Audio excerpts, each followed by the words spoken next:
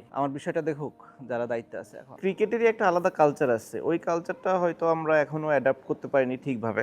আসলে আমরা সঠিক জিনিসগুলো নিয়ে আলোচনাই কম করি, যে আমরা এখন বলে হাসছি এগুলো নিয়ে হয়তো আন্দোলন হয়ে যায়, কিন্তু যেগুলো আসলে ইম্পর্টেন্ট বিষয় সেগুলো নিয়ে খুব কম টাইমে আমাদের আন্দোলন হয়। এখন মানুষ যেটা চায় মানুষকে তো সেটাই দিতে হবে। কন্টেন্ট ক্রিয়েটার যদি আপনি হন কিংবা আমি হই, আমি সবসময় চিন্তা করছি ওকে ঠিক আছে, আমি ওর থেকে কেমনে ভালো হবো।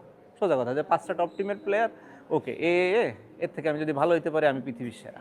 আমার প্ল্যানের সাথে মুশফিক ভাইয়ের প্ল্যান, তামিমের প্ল্যান, মাশরাফি ভাইয়ের প্ল্যান, রিয়াদ ভাইয়ের প্ল্যান, লিটনের প্ল্যান, শান্তর প্ল্যানের মিল থাকবে। তার মানে এই না তো যে আমরা ডিফারেন্ট টিমে খেলতেছি, এটা তো জাস্টিস হলো না। সবার আগে যদি বাংলাদেশি হয়, এটা কি সবার আগে বাংলাদেশ হলো নাকি? আমার প্রতিষ্ঠান, আমার যা ইচ্ছা আমি তাই বলতে পারবো, করতে পারবো, আমার কন্ট্রোলে। পুরো পৃথিবী একরকম, আমেরিকা কিন্তু আর এক রকম। আমেরিকাতে না গেলে এটা বোঝা যাবে না। ডোনাল্ড ট্রাম্প খুবই ভালো। আর্জেন্টিনার সব থেকে বড় স্ট্রেংথ ছিল যে আর্জেন্টিনা জানতো যে আর্জেন্টিনা কি। ব্যাটিং এ ছিল সাইদানর, বোলিং ওরকম কেউ ছিল না, সাকলাইন মুস্তাক একদম শুরুতে। আফতাব ভাইয়ের ব্যাটিং আমার ভালো লাগতো, আশাফুল ভাইয়েরও ভালো লাগতো। সাথে ইন্ডিয়াকে যখন আমরা হারাইছি, ওইদিকে পাকিস্তান আউট হয়ে গেছে, আমাদের আর আয়ারল্যান্ডের ম্যাচের টিকিটের লেখা India Pakistan match, India versus Pakistan, not Bangladesh versus Ireland. তো আমরা পুরো ক্রিকেটের ফরমেশনই চেঞ্জ করে দিছি। হাসান আমার কাছে মনে হয় পারফেক্ট, আমাদের টেস্ট বোলারদের ভেতরে অনেক বেশি ভালো। জাকের আলী কি পারফর্ম করছে এই কয়েকদিনের ভেতরে, যে কারণে তাকে দলে নিতে হয়েছে। ও মিডিয়া প্রেশারটা জাস্ট হ্যান্ডেল করতে পারে না। মেবি আমার কাছে মনে হচ্ছে যে আমি যদি দেশে থাকতাম, আমি যদি যে কথা বলতে পারতাম, মেবি আরো অনেক ভালোভাবে হ্যান্ডেল করা যেত। 100% দলে আমার প্রয়োজনীয়তা আছে। আমার বাংলাদেশ টিমের দরকার আছে কিনা এটা না, বাংলাদেশ টিমে আমার দরকার আছে অ্যাটলিস্ট 27-এর ওয়ার্ল্ড কাপ কিংবা ওডিআই ফরম্যাট। নট নেসেসারিলি এর জন্য আমার মারামারি, রাস্তাঘাটে নেমে আন্দোলন, যুদ্ধ ফ্যাসাদ এইগুলো করতে হবে না। আমি এটাতে আমি আমি এইগুলো নিতেই পারি না। আমার খুবই খারাপ লাগে। বাংলাদেশ ক্রিকেট খেলার জিজ্ঞেস না কেন এটা ব্যর্থ পর্যন্ত ফাইটিং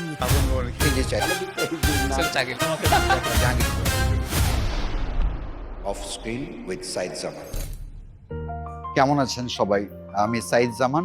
একটা লম্বা বিরতি দিয়ে আবার আপনাদের সামনে এলাম। আসলে আমার নিয়ন্ত্রণে ছিল না, বিরতিটা নিতে হয়েছে স্বাস্থ্যগত কারণে। আমি নিজেকে খুব ভাগ্যবান মনে করছি যে আবার ফিরে আসতে পেরেছি এখানে। এবং আজকে আমি যেখানে আছি এটা হলো শ্রীলঙ্কার রাজধানী কলম্বোর একটা হোটেল, 24 তলায় আছি আমরা। এটা অ্যাকচুয়ালি লবি, ভেরি স্পেশাল, শ্রীলঙ্কারই নাম্বার 1 হোটেল বলা হয়, সিনেমন লাইফ, একটা ল্যান্ডমার্ক হোটেল। এখানে এসেছি আসলে একজন ল্যান্ডমার্ক ক্রিকেটারের সঙ্গে কথা বলতে। তিনি none other than Shakib Al Hasan.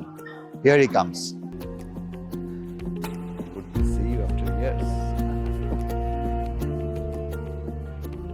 আপনি তো শ্রীলঙ্কা কততমবার এটা? Then unlimited most visited country in your life? India. India. India হবে নাকি? এই মানে লেভেল থাকা থেকে, income- এই লেভেল থেকে যদি ধরি, থাকা না না শ্রীলঙ্কা হতে পারে, মানে শুধু খেলার জন্য। খেলার জন্য শ্রীলঙ্কা হওয়ার চান্স আছে, এজ লেভেল থেকে শুরু করে সবকিছু মিলে শ্রীলঙ্কা ইন্ডিয়াই হবে। প্রথম কবে এজ লেভেল?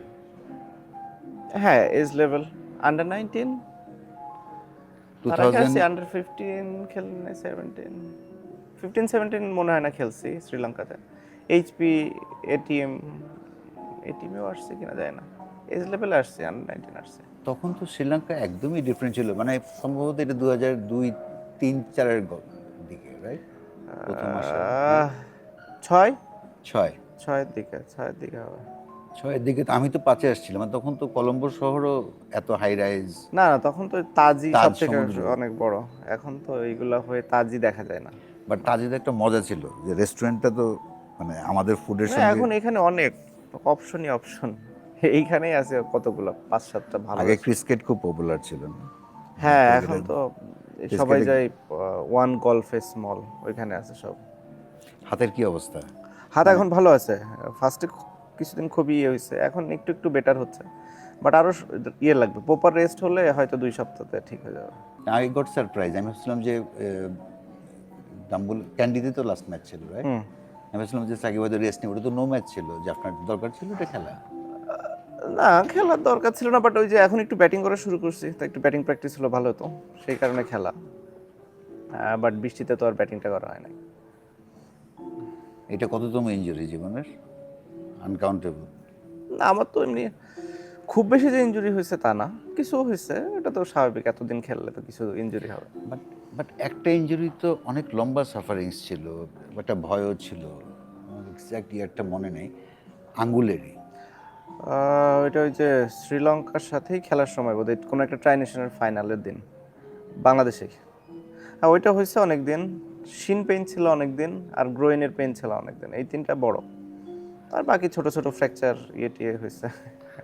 না, এত লম্বা ক্যারিয়ারে প্লেয়ারদের ইনজুরি আসবেই, কিন্তু ওই ঘটনাটা নিয়ে মানে রিসেন্টলি বাংলাদেশ মেডিকেল টিম নিয়ে একটা কোয়েশ্চেন হচ্ছে আর কি, সেই জন্য বলছি যে বিশেষ করে লিটন দাসের ইনজুরি নিয়ে, যে বাংলাদেশের মেডিকেল টিম কেপেবল কিনা টু হ্যান্ডেল প্লেয়ার্স ইনজুরি ওই লেভেলের, হয়তো নতুন সেট আপেও যাচ্ছে।